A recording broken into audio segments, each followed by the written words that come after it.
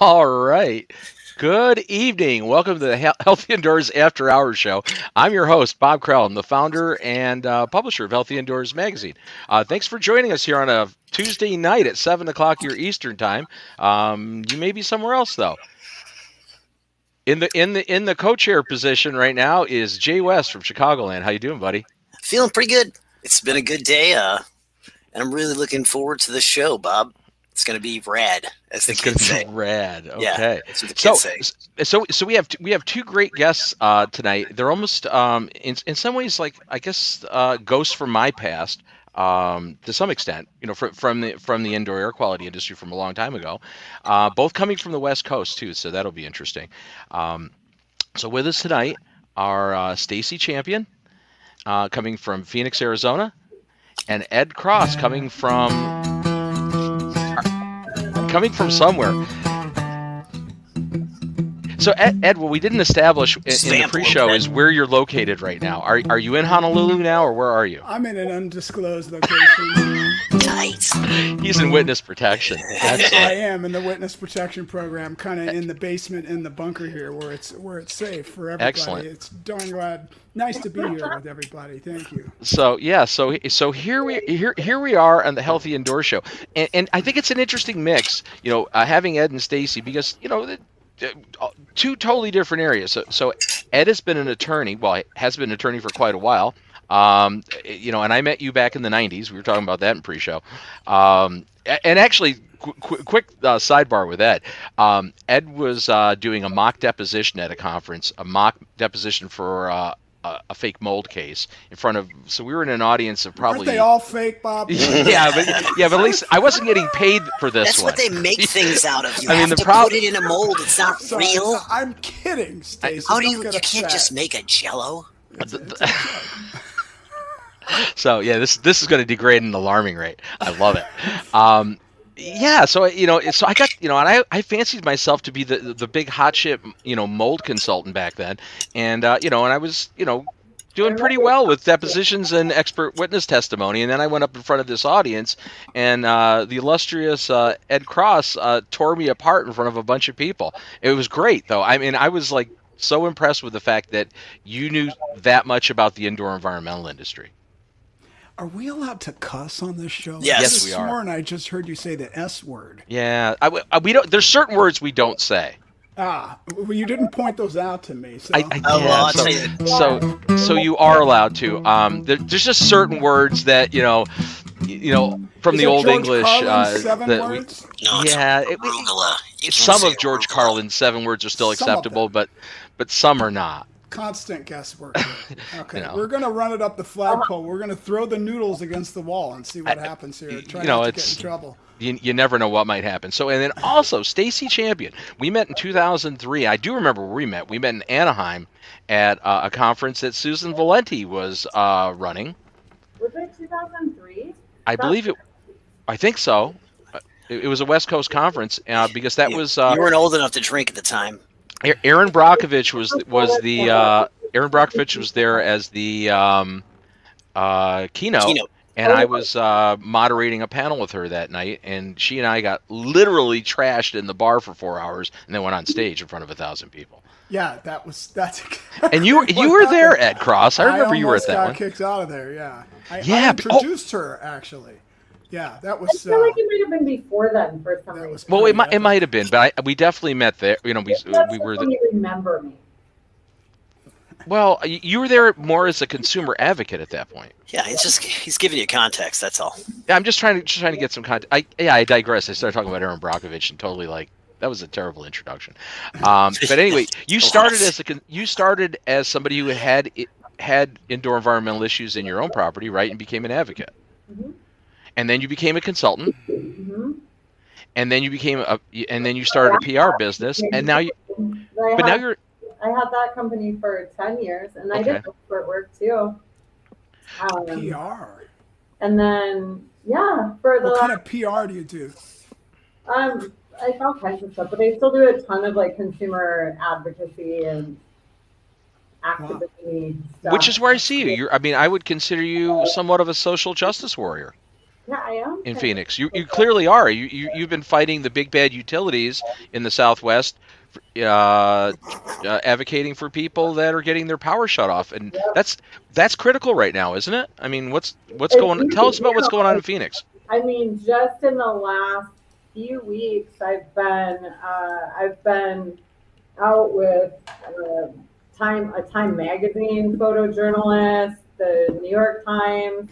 Last week, I was out with a news crew from Netherlands, the Dutch Netherlands station, which was really interesting. So yeah, like I have been doing all kinds of stuff centered around, heat and tracking the heat deaths here for a number of years now. And so solutions surrounding that for both indoor and outdoor heat deaths and our vulnerable populations. And then also, I just, as a weird love project, decided to take on our state's largest multi-billion-dollar utility monopoly because I don't know why. You don't know why? Yeah, because I'm feisty. You are feisty. You were feisty when I met you, and you're still feisty. I'm still feisty. I'm 29 in my head forever. Well, actually, you still look 29, which is ridiculous. It's like but Ed actually hasn't aged much either. What the hell? I'm the one that's aging here. This is starting to upset me. No, you're not at all. But well, I'm aging a little. I'm definitely chubbier. Well, I mean, You can't get any shorter. But she's here all night, folks. Ladies and gentlemen. I want to know what Stacey's drinking. What are you? It looks like Peroni. It is a Peroni. Yeah, I'm a fan of good, light, Italian, refreshing beers like that. Wow, fantastic. Is that coffee? I've been doing all kinds of crazy stuff here over there. Whoa! Wow, earthquake in Phoenix. So, Yep. The assassins from the utility company have. Yeah, right. I mean, she's like, well, at least we'll have documentation on it, so that's good. So Ed, I had to comment on the fact that you won a prestigious award at the RIA conference a couple weeks back. I did. Yeah. Thank you. So you've got to tell me about. I mean, I'm familiar with the award, but I'm not really familiar about what you have to do to win it. Well, I'm looking at it on the wall right here. It's the Martin L. King Award honoring Edward H. Cross for his many contributions and sincere dedication to the restoration industry. And it's what RIA calls the zenith of all of its awards. And I was pretty blown away when they said my name a couple weeks ago in Orlando, and went up there and stood there with all these luminaries and gurus, and did not feel worthy by a long shot, but very, very grateful to that. And, by talking about that, you forced me to be serious, in the middle of our party here, Bob. Oh, yeah, forget that. Well, here's the thing. It's okay for us to be, take on some serious topics, because again, the premise here is that we're at the end of the day at a conference, and there may be some serious topics. After hours. After hours. It's real serious. Well, not for you, because you're West Coast, but it's after hours for me. Yeah, it's 5 o'clock somewhere. It is. So that's pretty cool. So first question I have to ask you, because I was looking at your bio and your website and stuff, and I noticed that there's a byline in there saying that you were the attorney to the restoration industry since '97, I think. Right. Yeah. I question that though, because you were doing more IAQ stuff back in that. No, you were around then. You were he doing has the floor, Ed. He has you were the not in the lying. restoration. Well, you were not in the restoration industry then. Yeah, I absolutely was, man. Were you? I got my first client, Central Flood Management, down in San Diego. The restorers invited me to their conventions and said, what do we need to do so that you won't sue us? And the first one I did was in '97, and Gene Willis with Central Flood Management said, I want you to do some work for me. And I resisted at first, but he was very persuasive, and one thing led to another, and now that's all I do, is represent restoration contractors. Well, I get that now. I see that that's where your predominant thing is. But I would mention that the first stage I saw you on was an IAQ event, not a restoration. restoration Yeah. event. Yeah, so we did multiple hundreds of IAQ cases on behalf of occupants and owners. They were construction defect cases, landlord-tenant cases, insurance bad faith cases. But, you know, by the year 2000, the insurance industry said, we're not going to pay any more money out on mold-related illness cases. Just like across the board, we're not going to pay on them. And so that was very, very discouraging. And I really saw myself getting involved more in the corporate end of things because I grew up working for my dad, who was a contractor. So it works, you know, drafting contracts, enforcing the contracts, and then defending the inevitable defect and workmanship complaints that come along with it. I mean, it definitely makes sense. And, you know, it's funny that you're reminiscing about the days when, you know, the Wild West, or I guess the mold rush of 2000, where you could, you know, basically get unlimited, you know, no job was too big, no fee was too big. Right. Yeah. That couldn't last forever, though, right? Yeah. Yeah. So I want to tell a little story here for a second, if I can, Sure. commandeer the event here. Wax. So I got really interested in the whole mold IAQ thing, and I'm a baby lawyer in Orange County, California. I had a bunch of mold clients that I was working for, and something came across my desk that said there was a convention where they were going to be talking about mold. And I thought, oh my gosh, this is like the most exciting thing. I mean, I was really, really jazzed. And I flew all the way across the country to go my very first convention. I've been to 150 since then. And I walk into this enormous room, and Dr. Shaughnessy is there, and Susan Valenti is there, and there's this guy up on the stage putting on this presentation, and he's so funny and so bright and so flamboyant, and he's got these awesome effects and slideshow and sound effects, and he's got all this stuff timed, and he's hilarious, and he's killing the room, and he's in a plain black t-shirt. It's Bob Krell. And now here we are, decades, that was 1997. Here we are all these years later, and I'm glad you finally changed that black t-shirt, Bobby. I usually wear a plain black t-shirt on these shows, too. But tonight I thought this was appropriate. Yeah, you know. I drink and I know things. There you go. The costumes, like the costumes.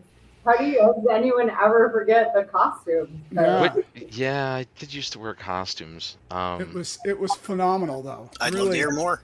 An Please. impressive presentation. And, you know, I've given 150 presentations since then, and I always go into it thinking, what can I do to jazz this up, to add sound effects, to make it lively like Bob Krell? And I've never been able to capture that. I just, you know, I bowed to the master. My status conference story was, do you guys remember when Bill Nye, the science guy, spoke at the QA conference? And so I was presenting too. I think, so that was like the very beginning kind of the green building movement, right? And I was like super pumped on like, why are we not at the table? And why is no one even talking about IAQ with green building stuff? And I was presenting, I think, on green building stuff at that conference, but I got put, Glenn, who I love to death still. Glenn put me in charge of like babysitting Bill Nye the Science Guy. And I was so excited about it because I was like, oh my God, I've loved Bill Nye the Science Guy since I was a little kid. And he was so mean to me. He was like, just not a pleasant human being. And I was like, oh, I was crushed. He seems like he would be a nice guy. That doesn't seem right. He was not. He was not friendly. He was like kind of arrogant and really just kind of like, and I was just like crushed. And I went up to Glenn and I was like, I think I need to go get drunk because I'm like, my dreams and hopes and my whole thing about Bill Nye the Science Guy has just been dashed. So. No, just a question. Did you refuse to wear a headset that night as well? I don't know. I don't know why. Can you not hear me? We can hear you. I'm just trying to be funny. I don't even mean that. He's giving you a hard time. Yeah, Bill Nye. You know what? Forget it. Bill Nye's out of my life right now. He's out of my life. Yeah. I still kind of dig the guy, but all right, you know. I mean, he's done such good work, and he's been like a good climate champion, everything. And I'm like, how can you personally like act like a dick to me? especially like me. I'm Midwestern and nice and fun and funny, and I'm like, Bill Nye, this guy's being mean to me. Well, television people are not necessarily nice. I will tell you. So I did, back years ago, the ABC Extreme Home Makeover. You know that show. Yeah. And his Tad or whatever his name was, Nad. The Ty Pennington. He's a miserable person in real life. Really? I'll say it, I don't care. I hope I run into him someday because I did run into him in the show. In your opinion. In my opinion. Yes. You're right. That's important. That's important nuance there. Got your back, Bob. I had a bad experience with him at the show. That's why I asked you to bring a lawyer, Bob. We actually worked on this house for 44 hours without sleep. Wow. I had a crew there for 44 hours on a build. I will say one thing. One acknowledgement about their show is they really do build a house in 7 days. It's freaking amazing. From zero. No, it didn't have mold, but there was like a lot of safety issues that were going on that were crazy. Like people fell off a scaffold, and it was OSHA violation upon OSHA violation. Haste makes waste. They're going fast, They're going real fast. So now, but to your point, want to know what my current IAQ issue is? Oh yeah, I'd love to hear that. Does your house smell? No, I just there's a gas leak on Friday night. What's that? A gas leak. I have a gas leak somewhere. A gas leak? Oh, you do? Do you still have a gas leak? Yeah. Yeah. Don't light up anything. My meter, everything's turned off. My meter is on lockdown. So you have no hot water then? Or do you have electric hot water? I have no hot water. So I have no hot water. I have no dryer. I have no stove. You look amazing, actually, for someone without any water. Yeah. Well, it's also like 900 degrees here. Yeah, right. It's heated out of the tap. Yeah, automatically. I can give you some functional advice. Yeah. And I mean this. You take some dishwashing liquid, go to all your joints. We've already done that. You already did? Did you get it? So check the pilot light. Do you have a gas stove? Yeah. Check the pilot light. Everything. Check the lines. Check the lines in your stove. Yeah, they already did. That are in it. I actually almost caught a house on fire once. Really? Yeah. I don't know that he did that today, but the plumber who has expertise in gas stuff was here earlier today. But it's interesting. So I'd love to. Zoe, teenager, I went to get Trivial Pursuit out of the closet, smelled gas, called them, sent everybody outside. They came with the sniffer. The sniffer did not detect anything. And it's like parts per million. Right. And he found like nothing. It didn't pick up anything when he went and did the pressure test on the meter. That just was like, oh, and so obviously there's leaks. But so I have like supersonic sniffer still. Did he zero it outside? That's part of the BPI standards 1200. Yeah, they did. Getting a whole consultation here. Yeah. So let me tell you, I love to tell you my story because this reminds me of this. This exact same happened to me when I was in a weatherization home, and I could not find it. It smelled so strong. I checked everything. We looked all over the place, and I know that my gas sniffer worked. And I turned on the blower door, and I smelled smoke. And I turned around, and the stove was on fire because the small gas line that was in the stove going to the pilot light was leaking. And I didn't check that. Oh. I checked behind the stove. I checked all the gas lines in the house. And then, of course, when I depressurized the house, place caught on fire. And it's still in litigation. No. And I told him right away, Bob Krell's the name. Molds the game. He does a good show. Yeah. Sue his ass. Find me online. So that's my recent. That sucks. Yeah, that's a drag. It's funny. That's Stacey, not good at all. Also like first world problems because I still have AC. I still have it's like. So I have. It's okay. also it's marginal. Well, it's not just first world though. It is. Yeah, I guess hot water. Okay, yeah, you still have water. Yeah, but it's not the end of the world. Yeah, sure. I've been down like trying to keep people alive who are unsheltered and passing out tents and multiple cases of water and battery operated fans. Like this is It's a gas leak. Yeah. Wow. Wasn't there just a giant explosion in Beirut less than a year ago, right? Gas, right? By the harbor. Yeah. So you're right. No, so funny IAQ But story. that was fertilizer. That wasn't gas, was it? Wasn't that a fertilizer? Is there a difference? Yeah, it was old stored fertilizer. I thought it was, I always think gas and, you know, methane farts. Right? Yeah. Yeah, gas This methane. conversation has I know it's deteriorated deteriorated. perfectly. So Yes, here, yes. I have another serious. I have some serious input. I'm sorry, Stacey reminded me of another story. Well, I So was going to say the whole renewable natural gas is total bullshit. And because I can say bullshit, and I'm going to say that. You yeah, can say that. That's an acceptable word here. That's one of except those for things. and We Ed, even allow that even on the daytime Thursday show. now just a quick question, Ed. Do we need to worry about getting a letter from the bullshit industry? Yeah, as a matter of fact, you are Son of a violating bitch. and infringing on their trademark, copyrighted material, and intellectual property. And bullshit.com is going to be sending you an email anytime now. Son of a bitch. Well, Well, I'm sorry, Bob. It was fun hanging it out was with you. fun while it lasted. You Yeah. know, fun while it lasted. Are you Yeah, in Palm Springs right now, or are you in Hawaii? he's not telling us. Where are you? Palm Springs. Yeah, Oh, yeah. but aloha to all my brothers in the islands. I'll be there soon, yeah. Nice. Well, I mean, in more than in theory, I anticipate I'll be seeing you in Honolulu for the Absolutely. event. I'm a sponsor. So are we. I'm all over that. Everybody should go. Iziak, you're going to tell them the dates, Bob? I'm sure. I am. I'm going to do a promotion for it when we take our break. Outstanding. So I'll do more formalized. I thought we some were of these- on a break now. Yeah, I guess it This is kind whole of like a show a permanent break? vacation. The show is kind of a break. Okay. Well, we are.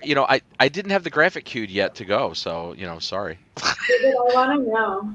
Yeah, well, I will tell you a lot more about that event in probably a half hour. All right. So But if Stay there's an tuned. Stand by, yeah. opportunity to Hawaii, I would like to go.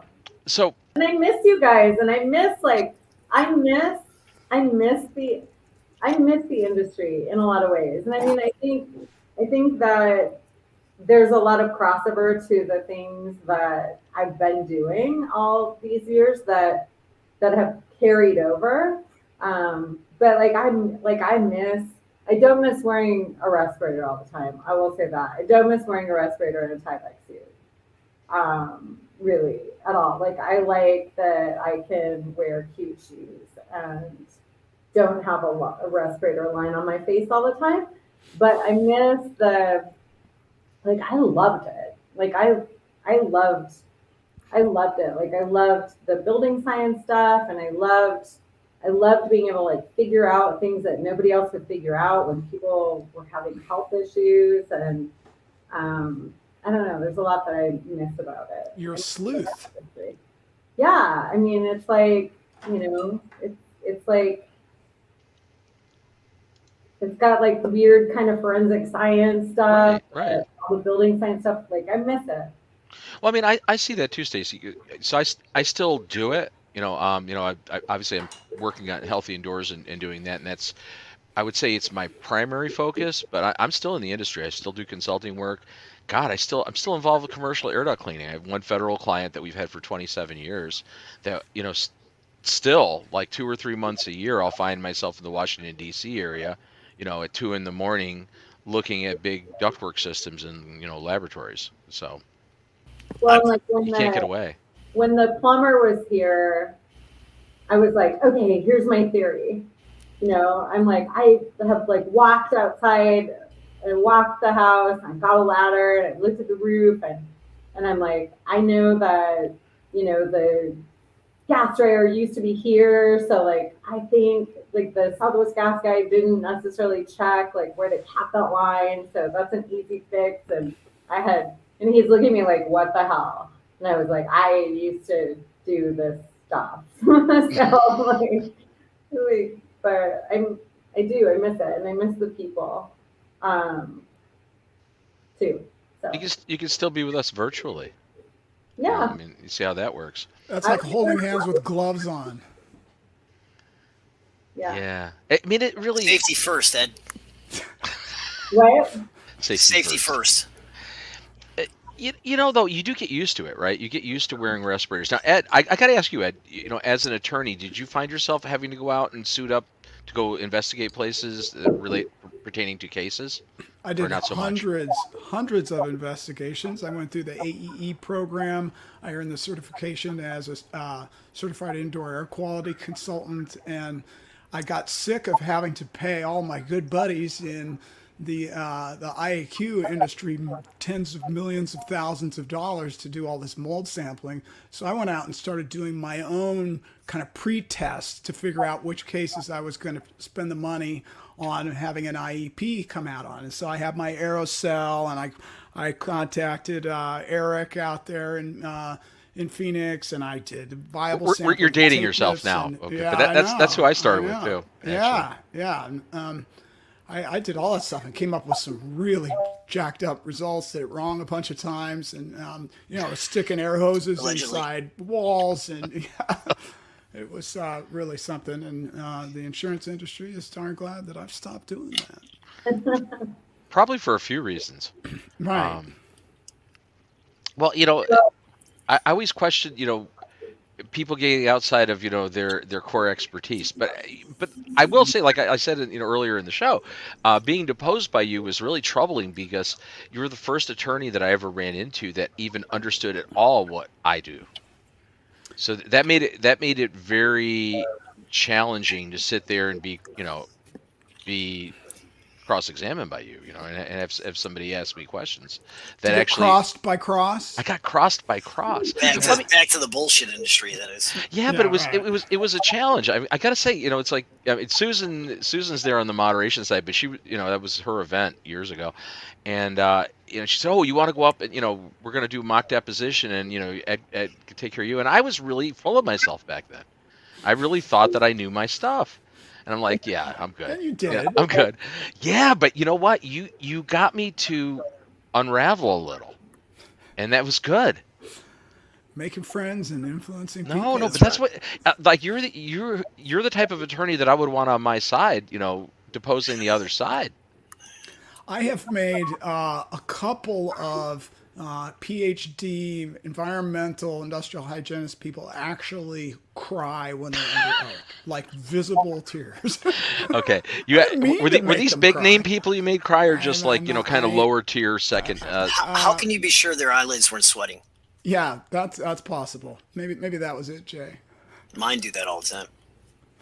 Yeah. I also have allergies. Sometimes that bothers me when people give me a hard time. They were not big names, but I was defending a big name in an arbitration, and she began to cry. I mean, this is one of the ultra elite. You made your client cry too? I was just sitting there. You're just an awful man. I know. Well, sometimes you have to make people cry, Bob. It's true. Yeah, that's the spirit. Big boys don't cry. It's cathartic. Don't cry. And I really like also. What's that? I like your shirt. Oh, thank you. It's a Tyvek suit. This is my Oh Jesus ensemble. I put this on and people go, "Oh Jesus." Well, it fits in with that lounge that you're at. Yeah. This is my basement actually here. Yeah, it kind of looks like somewhere in Las Vegas, but yeah, I was going for that kind of vibe when I decorated it. Well, you know, I think you hit it. I think you hit it. No. That's nice. Yeah, that's good. It's one of those awkward pauses. We're missing Glenn. We should have had Glenn on with us. Glenn Fellman? Yeah. What's Glenn up to? That's a good question. He's not in the industry anymore. Yeah. We occasionally send each other really funny messages. So Glenn and I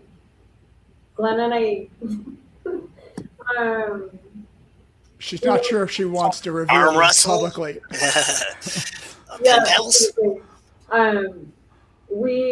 We had a bunch of the people in the industry's like voices down really, really well, and so we still on occasion send each other funny messages. I just got one from him recently, and they make me literally almost pee my pants and cry. Oh my gosh. Well, I mean, if we're gonna go back to like the old days too, again, I think this was the first conference I met you at, was the Anaheim one. I think because this when you had the Howard Stern electronic fart machine. Yeah, you had that. And it had a remote control, and you stuck it under the table. So talk about an after hours. We're after the conference, sitting out at the lounge and an outside table, and she had this little battery powered box under the table with a remote control, and it was periodically setting off wave sounds. I think I got one of the servers to like put it in their apron, and then I controlled the remote. Do you remember that? I remember a little bit of that day, but not a lot. And then didn't I do it to you at one of your? Weren't you speaking? And Probably. I did it. I think I did. There's no doubt. And then The I life of the remember party. another time, another conference where I don't remember where we were. I feel like we were somewhere on the East Coast, but Four Seasons Hotel, Four Seasons Landscaping. Yeah, Four Seasons Landscaping. It's definitely like an afterwards moment, and we just rode the elevator with it, Oh, perfect. and it was really Well, people are definitely troubled by it, especially if you sit there and you go, "Oh, excuse me."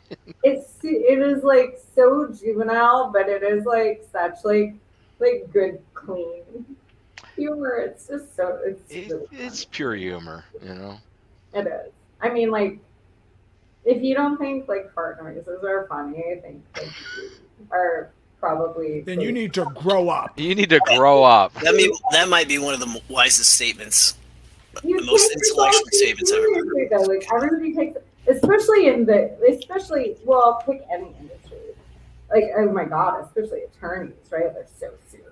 Bullshit industry too. Like, everybody's so serious, and So, I don't. It doesn't look that serious. We're a very very serious bunch here, it's not cut from the normal cloth. So I think that's fair to say. I'm gonna grab another beer. Hold on. She's drinking the big beers. She too. is drinking Seems like whatever So that hot means. there. She's Yeah, drinking the big beer. Really tall ones. So while she's out, while We're going to Stacey's talk gone, about her. let's talk about Stacey while she's not in the room. Poor But Stacey. it's funny, the Anaheim thing. If I remember correctly now, Mr. Cross, and I'm just revisiting. We'll have to get back into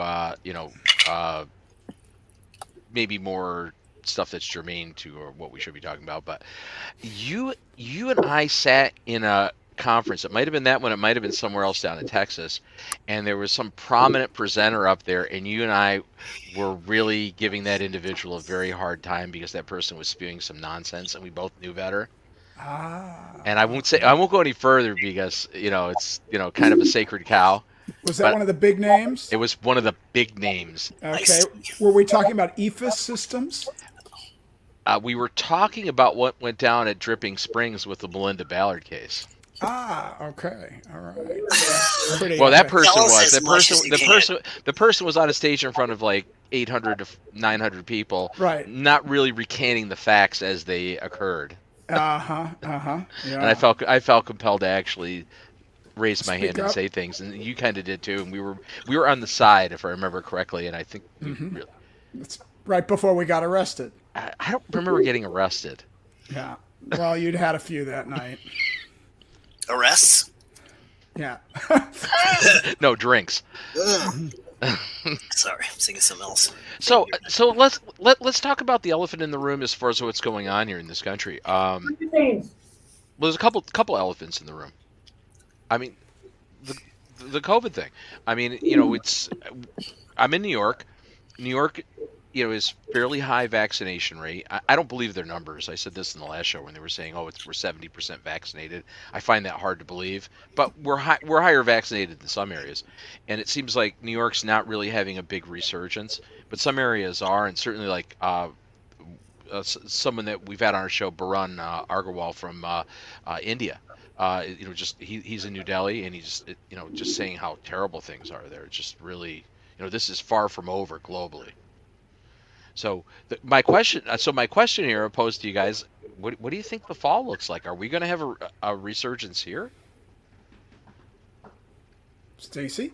I think we already are. We're already seeing it. I mean, also, I live in Arizona, so yeah, What's that from? Sorry. I mean, I live in Arizona, So as far as the statistics, we'd probably need a recount. this is. Right. I mean, it's the wild, wild west. Right? Well, literally, it literally is. Yeah. I mean, you've got Tombstone in your state. Technically, we're the petri dish for bad kind of ALEC, American Legislative Exchange Council driven model bills. We have a bunch of the main players who are tied to the stuff, the steel stuff. Like we currently still have the audit, the fraud it. It's a Keep counting. going on right now. We had.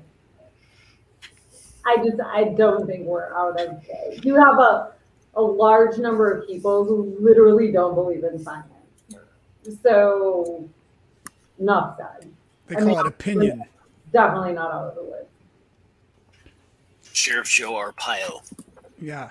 Yeah, who's thankfully been, gone for, but the culture remains, and it's a weird place, and like several days ago, I was downtown, like passing out some tents and some different stuff. Oh, it was the day that I was down with the film crew from the Netherlands. And there's this guy, Austin, who has a student group who does outreach and different things. And they had a table set up and they were passing out Gatorade and water to unsheltered people. And the Phoenix PD roll up, and they were kind of like staged in the edge of this parking lot of an abandoned building across from a camp where people are living in 110 plus degree weather, right? And they were like, "Yeah, you can't be here." And I was like, it's Gatorade, right? Like there's nobody at the Well, nobody was in line to vote, so you should be able to give out drinks. So they were like, "No," and the cop looked at me and he's like, "I could literally arrest you." Well, he probably didn't use the word literally. "I could arrest you for trespassing on site." And I said, "Well, I'm sure you very well could, but arresting a middle-aged white mom for giving Gatorade to unsheltered folks is not really going to be a great look for the city, I can assure you.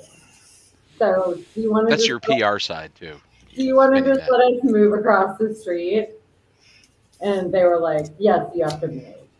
And then Austin said, "Did the building owner make a complaint? Did the building owner call you?" Mm-hmm. And you said, "No." So this is a place I live. Mm-hmm. I've lived here for more than 20 years now.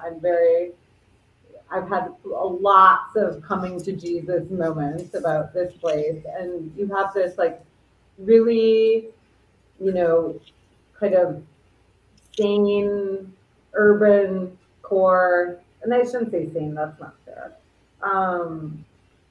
It's just it's the Wild West. I don't think we're out of the woods. I mean, we have tons of elected officials who literally still think climate change is a hoax.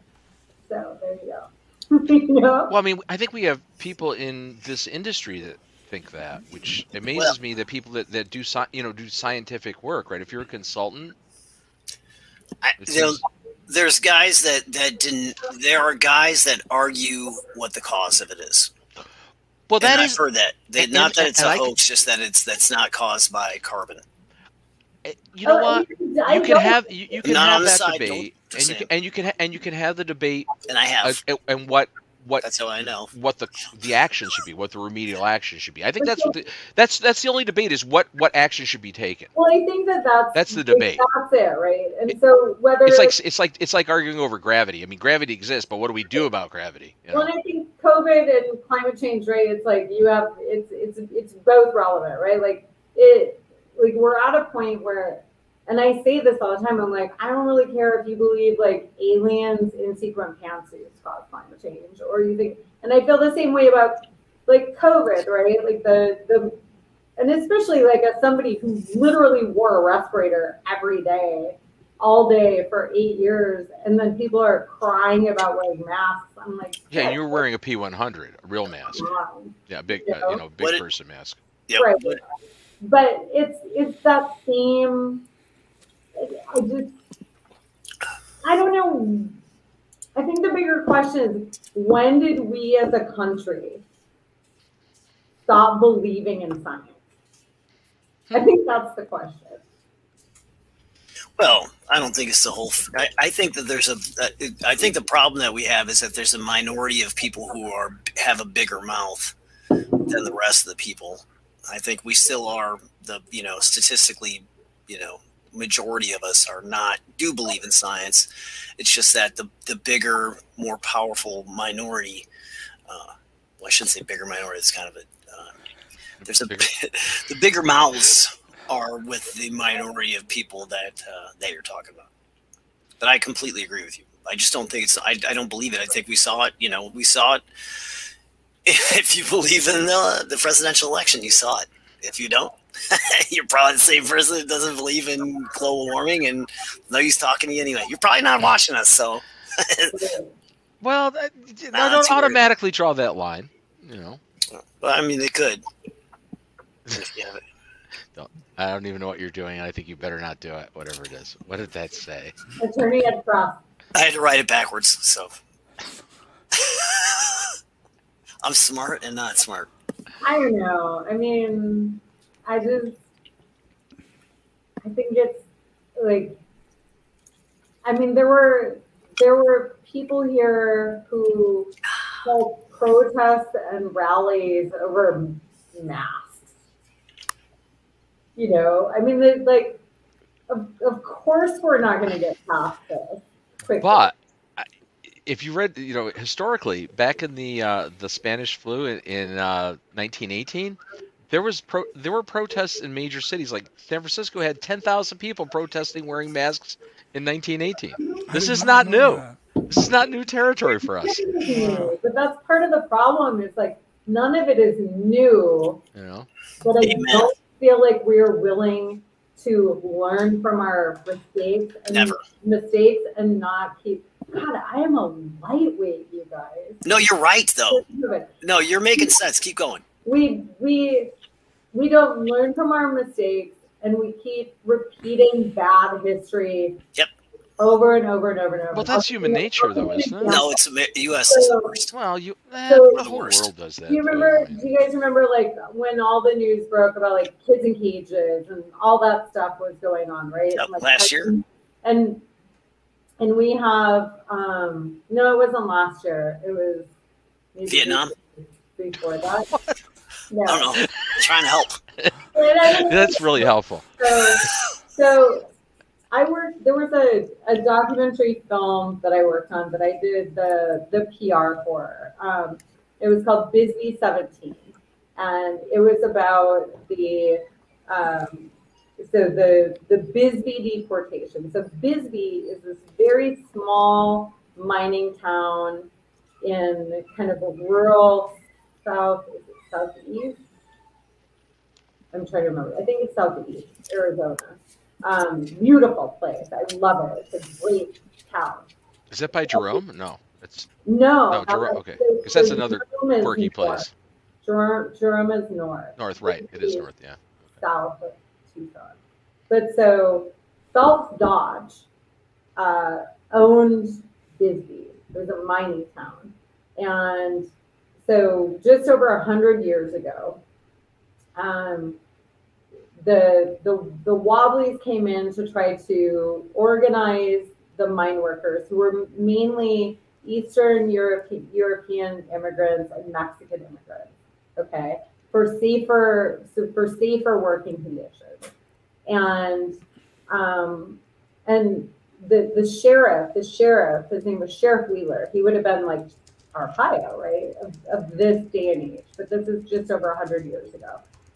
the basically like Phelps Dodge started spinning out all this propaganda about how they were like helping the enemy and blah blah blah blah blah, and just like did this whole like fear mongering campaign that then caused them to they deputized all of these men in the town.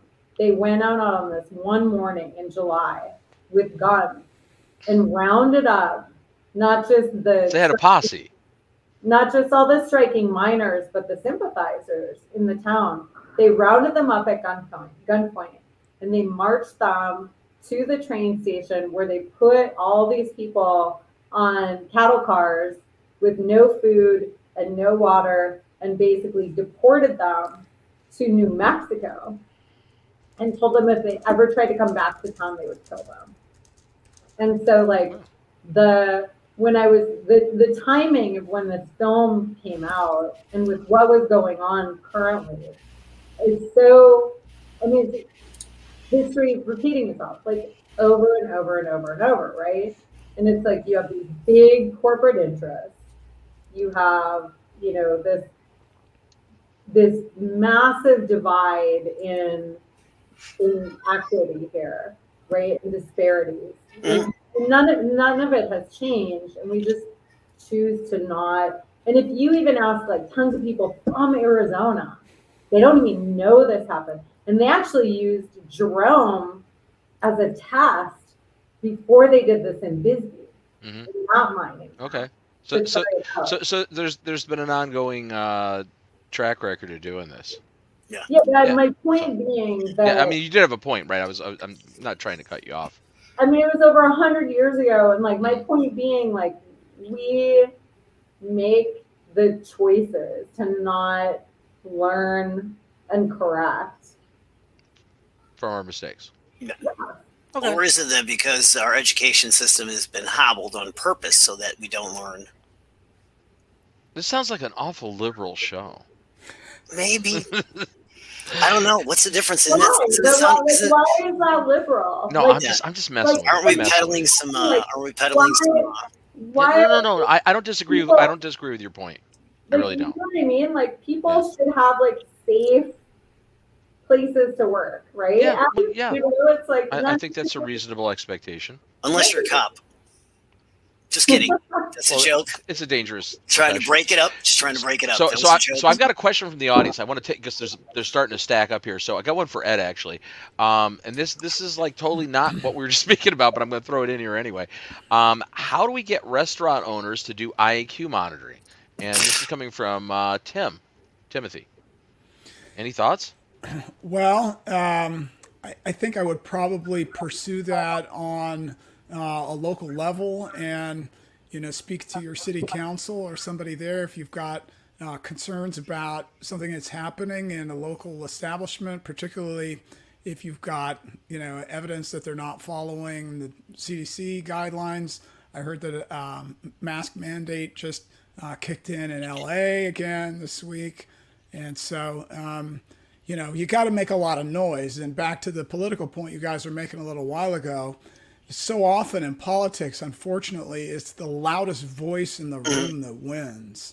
And so, I would say make a lot of noise. And if it gets really bad, you can go to Yelp. It's a pretty powerful tool now. Business owners are horrified when somebody, posts a bad review about them. And, it shouldn't be weaponized. But if you've got a concern, make your voice heard. Yeah, I think it's interesting that your response, Ed, because it seemed like what I heard the question was just indoor quality in general, not I think what you were responding to is them just sort of not following CDC guidelines, right, Ed? Well, or trying to get them to follow any other kind of common sense guideline from anybody else, and I'd want to have a reason first, some kind of concern. Do you have, and then we contact the health department, right. Tell the health department, hey, there's a contaminated condition here or whatever, and we should pay attention to that. So I have to do a quick intro for Joe Medosh. Are you driving and actually coming on the show while you're behind the wheel? Yeah. Oh, the dog's Co-pilot. driving. Holding as a dog. All right. Hello, Joe. Okay. Yeah, keep your drink out of sight, dude. Yeah. Are you? Where's your drink? No question about the restaurant. Well, my thing is that I think that if you just, and Joe, Joe, did you hear the question? Because this is something that I know that you're interested in. But before Joe responds, obviously, if you're cooking food and you have people, it's going to be I think the majority of restaurants probably have extremely high particulate rates. They're probably a number of other issues. I mean, depending on how, I'm just going to say it, how douchey the place is. There might be a lot of people wearing cheap perfume, and VOCs could be through the roof. Is that the kind of places you frequent? Well, yeah. If I get free drinks, I'll go anywhere. Okay. So that's why we're here after this conference. Mm-hmm. But I'd love to hear what Joe thinks, because I know Joe's got an opinion. Oh, Joe's froze. Oh, there he is. Do you have audio, Joe? You're going to get Joe in a car accident. And we're documenting that now to the entire world. Joe, do you have audio?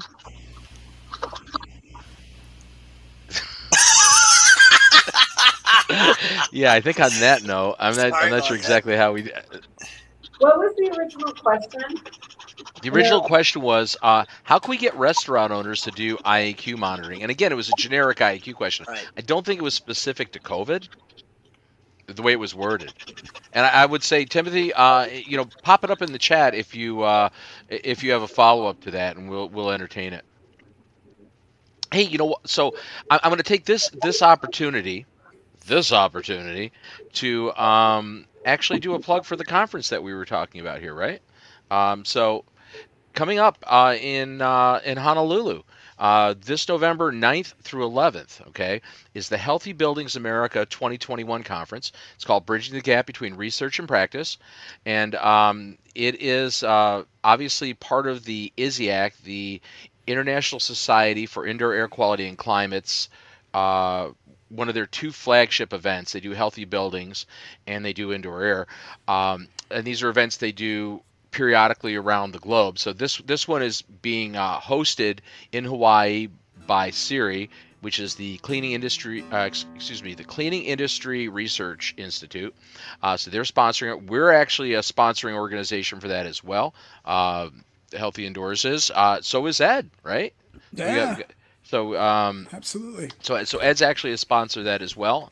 We're looking forward to that. I think it's going to be an interesting event in that it's going to potentially bring researchers and some practitioners together in an actual venue where there might be some good opportunities for networking, which I think is fantastic. So that's an event. We'll be talking about that a lot more as we get closer to the event. We'll also be doing some shows based on that and talking a little bit about it. We've had on our Thursday show, we've had John Downey and Richard Shaughnessy here a couple months back discussing it, and we'll be doing a little bit more on that. The other thing I did want to plug right now is the Healthy Indoors online community. We have launched it. It's available, and it's something you should be part of.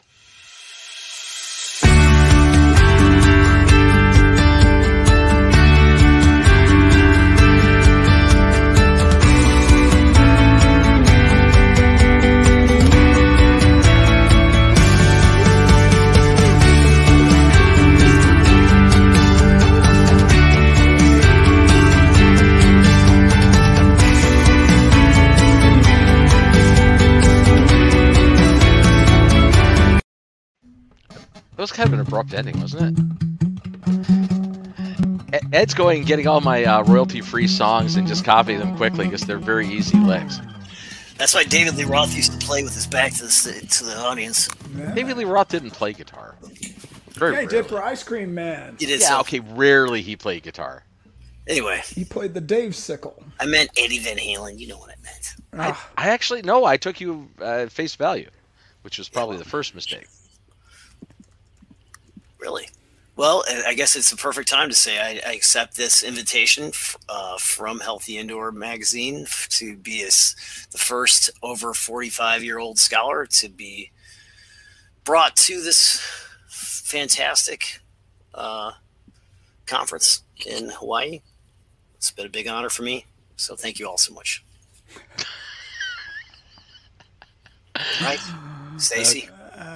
Yeah. Oh, that's cool. Excellent. Excellent. Yes, yeah, I'm just my big concern. One thing that I'm excited about this event. Oh, Stacey's muted. She's Sorry, muted. Stacey. I had you. It's like muted Hollywood out. Squares. It is. We got Bobby, we got Stacey, we got Jay over there. Stacey, you're not unmuted. There you go. Oh no, I hit you. Sorry. Try it again. I want to talk about thermal comfort. Let's talk about thermal comfort. That's a great topic. Idea. One of the things, so not only just like the outdoor heat dust, but the indoor heat dust, and I've helped kind of expose deaths. And think about this: due to utility shut-off. And so right now some of our utilities are regulated by the Arizona Corporation Commission, which works as like the fourth branch of government in Arizona. SRP, who is another like the kind of like second big Phoenix utility provider, is not regulated by Corpcom.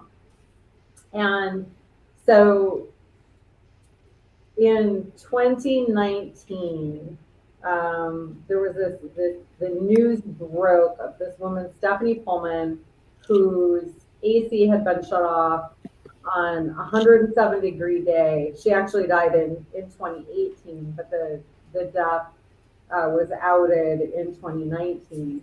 That then led to this emergency shut-off moratorium for the regulated utilities that's currently in place. But so we've been kind of working through the process. I had to scream and shout to get public health and science experts kind of at the table with this. And so it's going through the formal rulemaking process, but what is currently on the table is the utilities, the regulated utilities, having a choice between either a June 1 to October 15 moratorium or 95 degrees or higher. And so I still think that it needs some work, and I keep bringing up building science because, as you guys know, if it's 95 degrees outside, depending on what the place is built from and insulation and 100 other things, like that indoor temp could be much higher. And the other thing is like pushing for data-driven policy, because what the data here shows is that the indoor heat deaths really kind of start kicking up at like the 90-degree Fahrenheit mark. And so like I've been pushing for it to be 90 degrees and for there to be like a temperature-based threshold outside of the moratorium, because the other thing is that in Phoenix, the heat deaths typically start in April. And so you have, half of April some years and like all of May when people are dying. And there were actually 2 disconnect deaths, or well, 2 people who died after their power was disconnected in May of this year before the moratorium kicked into effect. So I would like to hear your guys' thoughts on that, because like I have been, working my ass off on this stuff, and it literally is set up to keep people alive. So have at it. Ed, you look like you're chomping. Well, you still are involved, or you have been involved in personal injury, right? That's some of what you practiced. Oh, not now. No, but you used to back in the day. Back when I was doing mold cases. When I first met you, yeah. Yeah, oh yeah, that was it, man. With construction defect along with it. Yeah.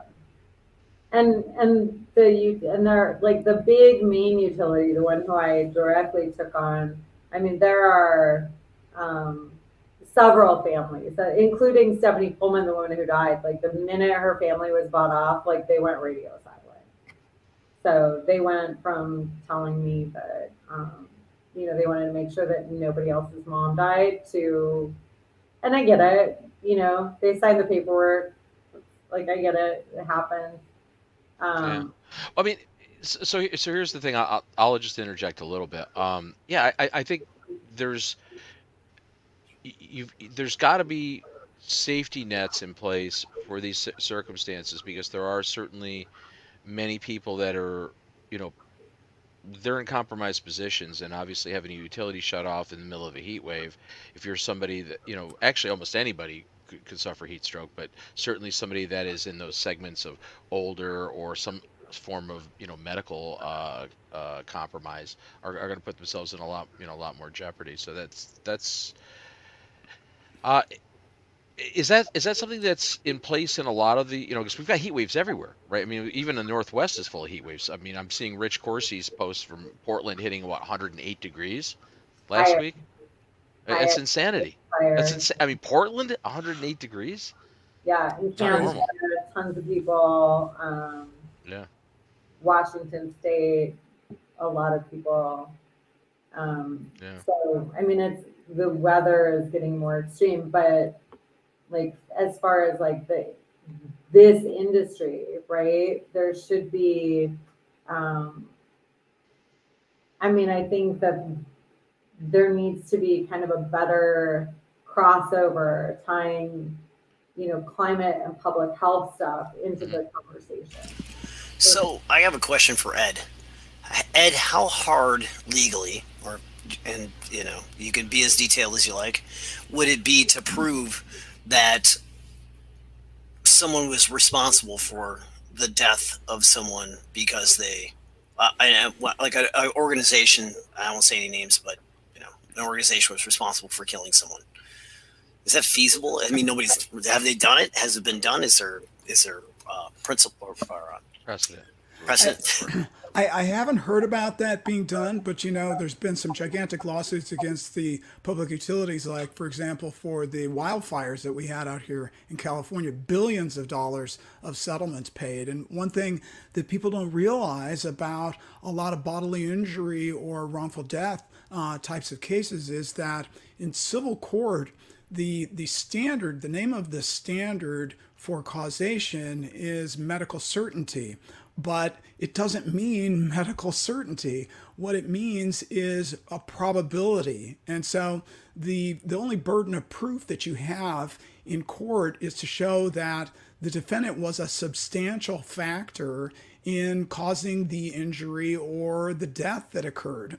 And it could have been combined with multiple other causes, but if one entity is a substantial factor in causing the death, for example, you'd want to have an autopsy, and they do the same thing that they do in the mold cases, which is to say, well, this is pre-existing, this is something that would have happened anyway, and look at the medical records, I see this woman died 5 times before. Yeah. or whatever it happens to be. But we hear about proving something in court beyond a reasonable doubt. Well, that's the standard in a criminal case. You don't have to prove that in civil court to get money damages. You just have to show that you're probably right and that the defendant What's that? Eggshell skull theory. Yeah, there you go.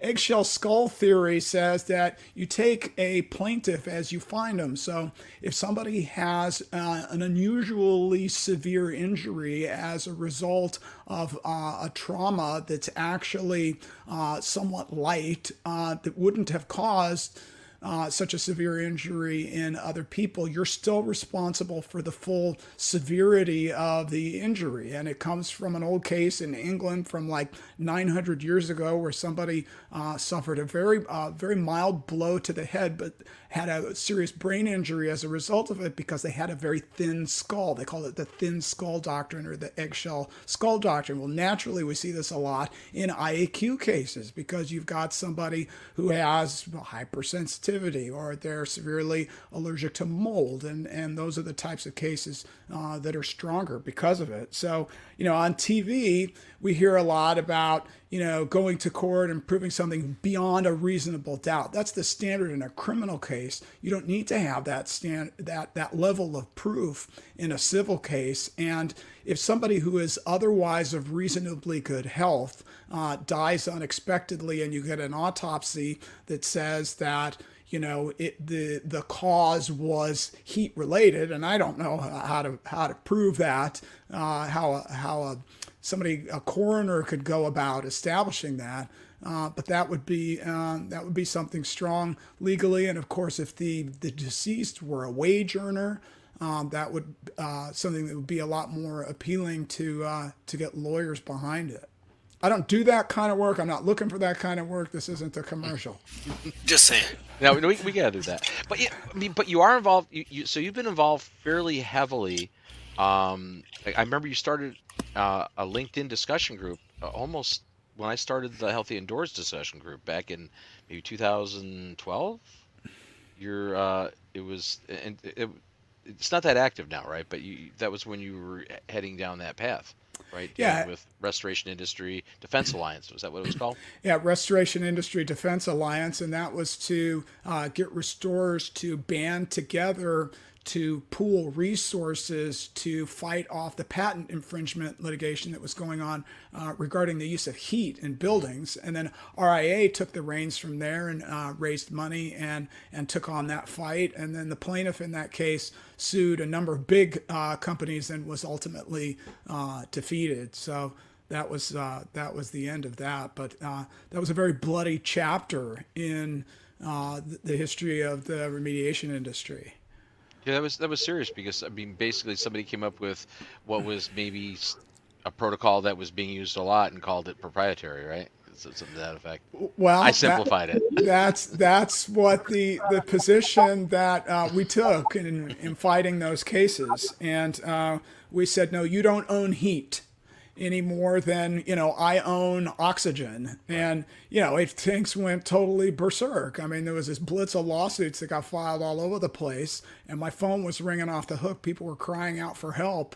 And one guy says to me, that's like me trying to put a patent on sex and filing a patent infringement lawsuit against every single parent in the world. They're not going to do that, right? That's a troubling analogy. Yeah. I own the patent, so there you go. I think we need to look a little further into that. Whoa! That's the close examination there. Yes. Outstanding. Yes. So what are you doing now? I mean, you're involved. Obviously, you didn't win the Martin King Award for no reason.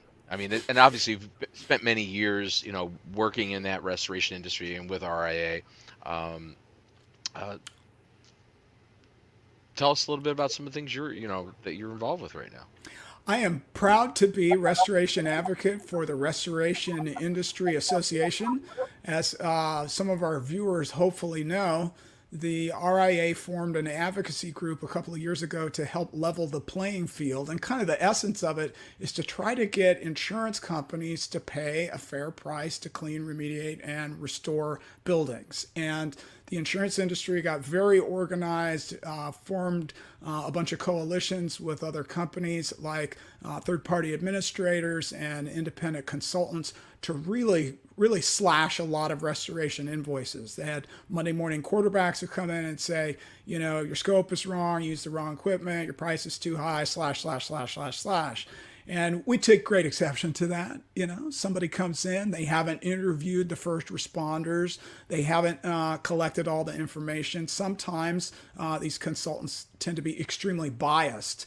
And the restoration industry was becoming increasingly more fragmented. It wasn't speaking with a unified voice to deal with these issues about claim settlements, issues with third-party administrators making contractors do lots and lots of extra work for less and less these money. Consultants are working on behalf of the insurance companies, or they're actually insurance company employees, or they're independent third parties that they hire? No, they're independent third parties that they hire. And we put out a whole series of position statements regarding third-party consultants, and they are outside. They're not employees of the restoration company. They can include independent adjusters, building consultants, bill reviewers, any third party who comes in and tries to review a price or a scope. And they've caused a lot of misery for a lot of restoration contractors who didn't have necessarily the research or the acumen to defend themselves. So we got together, we formed this committee, and then we formed a bunch of subcommittees, one with a group of pricing experts, one with a group of experts dealing with third-party administrators, another group of experts dealing with third-party consultants, and they did research and compared notes. And I had the incredible privilege to be in on all of these meetings with these guys, listening to the very best top experts in the whole country explain the arguments that they use to defeat these different positions. And some of the excuses are really lame. Now, we're not talking about all consultants. We're not talking about all TPAs or all insurance companies. We're not here to pick a fight with the insurance industry. We're just here to get what's fair. But there are some shrewd ways that restorers and remediators can deal with these problems. So we spent many, many hours coming up with a set of peer-reviewed consensus position statements. We put them out. They're available to RIA members only at restorationindustry.org. Oh, here comes the plug. You got to do it. Yeah, and we're very, very proud of it. We actually had third-party consultants give feedback, and we incorporated that feedback into the position statements. We released one recently stating that restorers should be allowed to deviate from standardized pricing like Inexactimate or Symbility. And we actually had feedback from Exactware on that. This is a collaborative process. We're not out there just to, light a bunch of things on fire. So I'm very fortunate to have been engaged as RIA's restoration advocate, and my role in that capacity is to campaign for the positions taken by the association and all of these committees. And in the meantime, I'm very, very busy with my private law practice, drafting contracts for restorers and remediators, negotiating insurance claims, settlements. I just released a book, Restoration Collections. You check it out. Can you see the title there? Let's see if we can get that in focus. That's not you in that cover, though. No, that's not me. You see what that says? Yeah. 10 steps to overcome challenges with adjusters, customers, and their bleep lawyers. But the big one, my flagship product, is on the assignment of benefits. I'm probably not supposed to do. I don't know. You asked me what I've been doing. I just put out a book. I asked a question. 479 pages long. I brought this on us. How big is the font? It's like 26. All right, that's cool. Yeah. Now, I want to talk just for a second about assignments of benefits, because this is something that's really, really important for consumers. Consumers typically don't have the acumen, the wherewithal, the resources to try to force insurance companies to pay fair market value for restoration and remediation in their properties. And one of the ways that they can get some of the strength back and help to get their buildings restored to pre-loss condition is to assign to restoration contractors the right to collect payment directly from the insurance company, the right to bill the insurance company, and the right to pursue a legal claim directly against the insurance company. It's the same thing that your doctors do. You go in, you have medical insurance, you assign the right over to the doctor to collect directly from there. And the RIA believes that this is kind of an inflection point. This is a way that they can force the insurance companies to pay fair market value. But the problem is that most restorers and most insurance adjusters don't know what the laws are in each state. So the RIA just released a 50-state reference guide of the law for every single state plus DC. And they do vary, right? From state to it's state. absolutely. Totally, just the insurance boards are all different in every state, and the rules It are different. it does vary, but the law regarding assignments of benefits is relatively consistent. They are enforceable in virtually every state, and so what we put out is a reference guide for the law for all 50 states regarding assignments of benefits and insurance bad faith. So. Restore Remediator is getting the runaround from an adjuster. They can open up the RIA book, which is another I thought you 400 looked like you were in a pages. bar, but it looks more No, like you're in a library. Yeah, right. Nice. Those 400 pages of material. And you can look and see what the insurance regulations are. Are they allowed to do this? Are they allowed to take this position? There was no other resource like this available, and it's only available for RIA members. Oh, you just Plugs are over, the man. third RIA I'm plug. done. All right, I'm it's out. all good. Yeah. No, it's all good. It's all good. Well, I mean, here's the question. That I know it was I was watching the show you did on IAQ Radio a couple weeks back, and I know there were some questions. I think Cliff raised some issues about the issue with the IEPs, the indoor environmental professionals, and obviously it seems like seems to be some friction there, right, between the practitioners, the contractors, and the consultants. I mean, there always has been, right? I mean, this is I was not. just going to say that. I was like, that's not new. Yeah, Like, what's not new for any of the industries? The that was IQ industry had that issue too. I mean, yeah, that's not new. That's not new.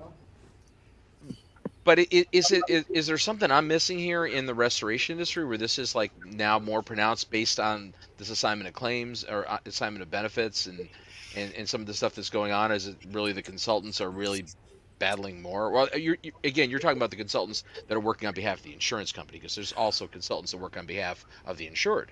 Right. Yeah, absolutely. No, I'm talking about the ones that work for the insurance company, and our focus is on the ones who try to Monday morning quarterback scope and price. And I'll tell you, I represent hundreds and hundreds of contractors, and the instances where we've got issues or conflicts with IEPs are extremely rare. It's very, very remote. And what I tell them, look, up front, when you're drafting your contract, get to an agreement with everybody, like you're doing a mold remediation contract.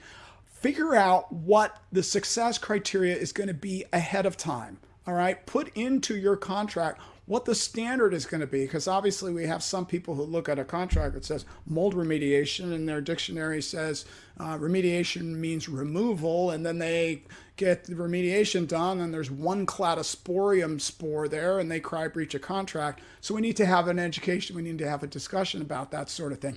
Put into the contracts exactly how the success of the job will be determined, like the ACGIH Red Book. You reference that as an obvious choice to look. It is problematic though, because we've been doing shows on the weekly Thursday show talking about this, just the subjective nature of mold sampling. If you're talking about mold, mold losses in particular. Right. Yeah. There's because the rules are defined every time almost. Yeah. Yeah, so there really needs to be a lot of communication with everybody. Sit down with the IEP and the customer, and they need a basic education that mold is ubiquitous, and what are the real goals of this, and what are the pre-existing conditions, and want to be very, very careful when there are occupants who say, no, I don't want you to work in the baby's room. My cousin Ricky will remediate the mold in the baby's room. And we do a great job in the rest Ricky of the house. might be good, though. Yeah, he could be good, but not in the cases I handle. Ricky's terrible. Sure. Ricky sucks. And so, you do a fantastic job. You get, post-remediation verification testing. It all comes out fantastic. And then you take down that engineering control between the rest of the house and the baby's room, and all that mold comes back in, and it's like, oh, look, you did a bad job at remediation. We see this with some frequency, and there needs to be a lot better communication on that sort of thing. But the instances where restoration contractors are getting sued for mold-related injuries are extremely rare now. And when I started doing this back in the dark ages, when I was watching a young fledgling, Bob Krell, give an awesome presentation down in Florida, the concern was purely defensive. We're concerned we're going to get sued for an IAQ claim. And then now that has been cast aside for reasons that I mentioned earlier. Now they're just trying to get paid, and it's harder and harder to get paid. They're being expected to do more work for less. Yeah. Well, I mean, that's the problem with standard, with unitized pricing and agreed upon, this unit, all the unit pricing. I don't love that because it's not necessarily reflective of an individual project. And again, I'm coming at it from a different side. I'm coming at it not from the restoration side, but from strictly the IQ side. And to me, like, yes, there are certain parameters, but every project is different. It's really hard to have numbers that go across the board from a single family residence to a hospital. It's a vitally important point you make, Bob, and I'm glad you brought that up. We had the president of Exactware on an industry briefing. We've got a videotape on this. It's available for members, and he explains this exact fact that people need to understand that each project needs to be priced on a job-by-job basis, considering the target margins and overheads of the company, the level of service they provide, the needs of the customer, and all the unique circumstances. And what he was doing is speaking out against insurance companies that try to use his product as a one-size-fits-all product. That's not what it's intended for. And it has been weaponized. There's no question about it, in the industry, clearly. Thank you for acknowledging that. Oh, yeah, well. Yeah, the crazy thing, I worked for Restoration Hardware, and they never told me any of this. I'm like shocked. It's great, man. I want Jay on all my shows from now on. Jay's good to have in the back pocket. You're awesome, bro.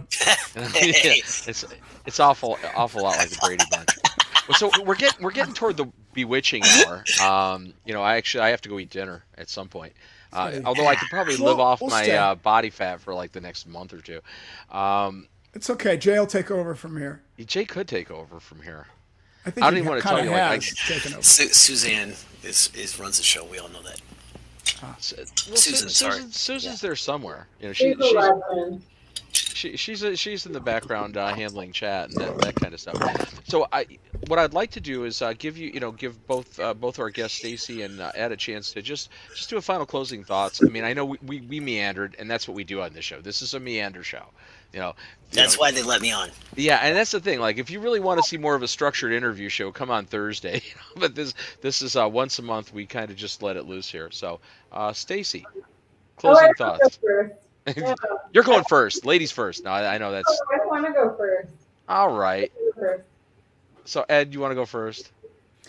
I think this is really great what you're doing here, Bob. And a year ago, I started shooting in North Carolina for something called Restoration Cafe, and I got all this raw footage. And I had a bunch of restorers in a bar, and then COVID hit, and everything kind of went berserk. And never got around to putting that out. And, we've got too many staid, rote webinars and Zoom meetings on there. And it's better to have a format, at least sometimes like this, where we can just have a free and open dialogue, a little bit of levity on the side.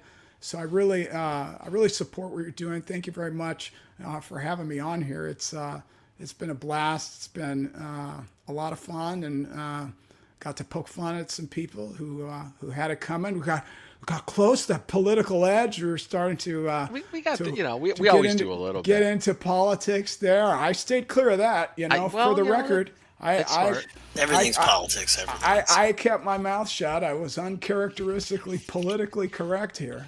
No, that's all good. Jay is my sounding board. I like to he gets to go crazy and I get to hold it back a little bit. And I actually didn't play a clip from Autograph. I was going to do it, but it's like you didn't want me to mention it, did you? No, it's okay. I'm sorry. Well, no, don't be sorry. No, it's all good. You were a musician. I mean, we still are a musician. Obviously, you play guitar. Yeah, I play the Healthy Indoors theme song, man. Which one? I rock on that bad boy. The After Hours, man. Yeah, that was a new one we just threw together today. So one of these days we'll actually, because this show's only been out. This is only the third episode, so we really haven't done a lot of production value for it.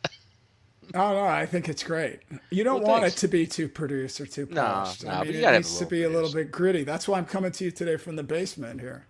Well, yeah, it's gritty. So Stacey, it's your turn. I'm putting you on the hot spot. Okay, hotspot. No, I appreciate this too. This has been really fun, and oh, thanks. Jay West said we need more Ed and Stacey's. And Susan said, who should be the IAQ global watchdog advocate? I think that's a really good question.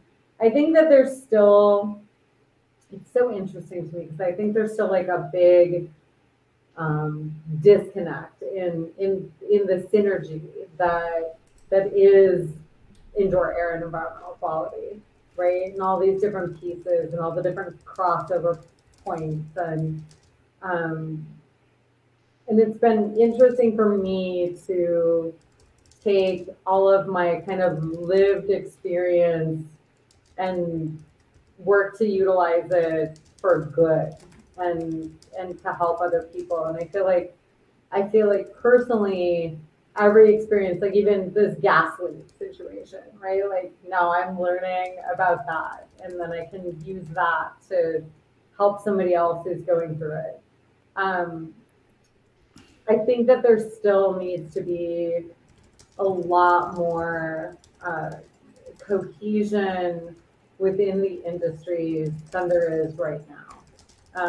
I think that there are so many opportunities for, especially this industry, to be more involved in policy and in helping to shape and make things better that I was trying to do when I was really heavily involved in the industry, but that I don't necessarily see still happening now. So that's something that I would leave as kind of a takeaway. Like I would challenge the IAQ and IAQ industry to be more actively engaged in helping to push good kind of data-driven policy that protects public health, I guess. So that's my very tipsy to Peroni. You know what? It was a solid commentary. I mean, let's face it. You know, we've all been in this industry for some time, long time. You know, and again, Stacey, you're peripheral. I mean, you're not in the per se in the industry, but you were in the industry back in. You're de facto part of it, right? You know, and you know we've been doing this for a while, and you know it still seems like the more things, the more we move things forward, it seems like we still have such a long ways to go with all of it. You know, it's not. I really thought by the time that I was getting old, that we would have solved some of these, you know, primary issues in our indoor environments, and you know, here I am still dealing with issues that I was addressing back in the mid '80s. So the only thing I learned from history is to recognize the same mistake every time I make it. Yeah. Well, you know, and so I guess there's solace in that. Hey, pot's legal. That's all I know. Well, some not places. in Arizona. Some places. That's something I didn't know that I would necessarily like see in my lifetime. Like we have, you know, like love is love, like good kind of LGBTQ. And weed is legal. Forward, gay marriage. Certain things have made headway. Yeah. But our indoor environmental issues have not made that much headway. Well, why is that, Bob? You know, that's a darn good question, and I'm not really 100% sure, but I think one thing that's really incumbent upon all of us is that, you know, coming off this, or I shouldn't even say coming off it, but in light of this pandemic, this past 18 months of dealing with this pandemic, there's more general public awareness of indoor environmental concerns than there ever were in our lifetimes. I would have to say. And were you guys so like immediately like when everything started, I was like going to look for like every study that I could find on the IAQ stuff tied to it because it's like that's our industry, right? Right. It's still in my soul, it's still in my gut, and it makes sense, right? But I think like there's so much happening right now. We're at this like weird critical juncture where so many places have, you know, like massive. So you have COVID, you have affordable housing crisis in many places. You have high energy bill burden.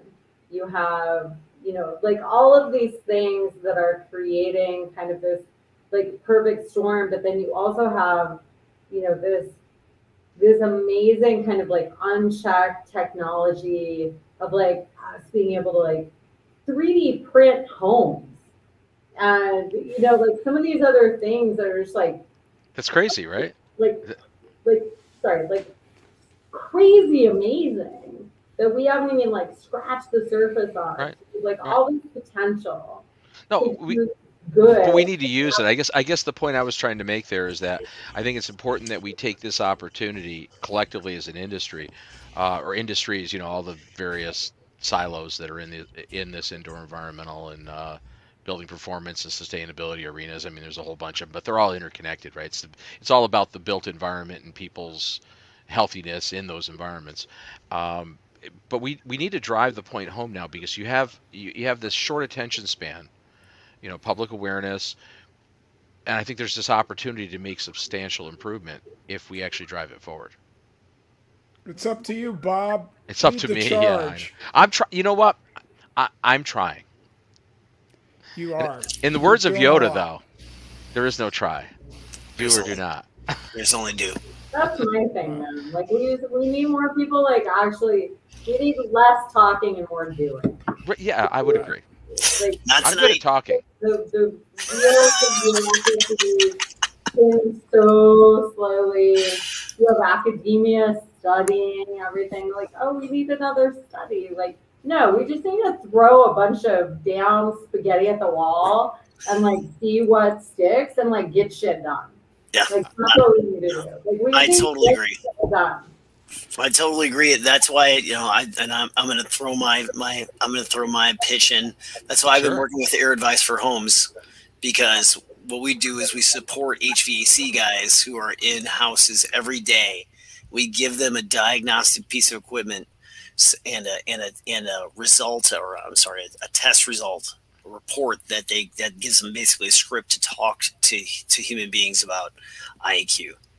So I totally agree with you, Stacey, because you know those are the boots on the ground.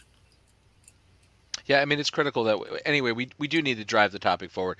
Obviously, we don't have resolution here tonight, but we did have a great discussion. It was a great discussion. And it was really great seeing you, you know, both of you, you know, Stacey and Ed again. You know, I mean, even though not in person, but you know, maybe next best thing. So, are you guys going to be in Hawaii? I want to go to Hawaii now. Go. Absolutely. Dr. Ralph Moon and I presented a joint abstract together to do a presentation together, and I'm really hoping they're going to allow us to do that. Pretty excited about it. Do they still have like presenter things open? No, that closed a while back. There's going to be like a gazillion presentations, because they're using the ISIAC format of the real short format. So you're basically doing mini TED Talks. Oh, They're 10-minute presentations. Yeah. So if I get accepted, I put a couple of proposals in too. Oh, if I get accepted, it's going to be a challenge for me to go in 10 minutes. I can't even get my damn costume on in that time. Yeah, right. So what we did is we got together and we said, since there's two of us, we want it to be 20 minutes. Oh, aren't you the cagey one? So if you join us, we could call it 30 minutes. We could Jay do a 30 and Stacey, and we'll, you know, get all. We could get an hour block. Yeah, do an hour block. Leave everybody else really ticked off. I love the idea of 10 minutes. I wish I would have known about it. I would have did something. Come on out. It's going to be fun. Yeah. If you want me to work your booth at, let me know. No booths there, but you're hired. Excellent. Excellent. Well, I do want to once again remind everyone again, that conference that we've been alluding to here is the Healthy Buildings America 2021. That's going to be happening in Honolulu, Hawaii, November 9th through 11th. Healthy Indoors Magazine is the platinum media sponsor, and Ed Cross, his firm, is a sponsor as well, so that's cool. I want to remind you all, we're signing off at this point. We're heading toward the sign-off point. Again, the Healthy Indoors online global community. Many of you are watching this show on that platform. Some of you are probably watching on social media outlets. But the Healthy Indoors global online community is a free platform. It's a place where you can network, learn, and share. Well, let me just kick this.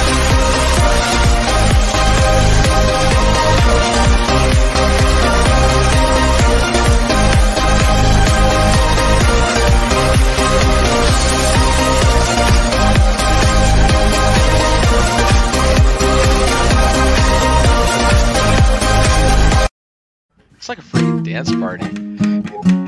Ed almost picked up the chords on that already.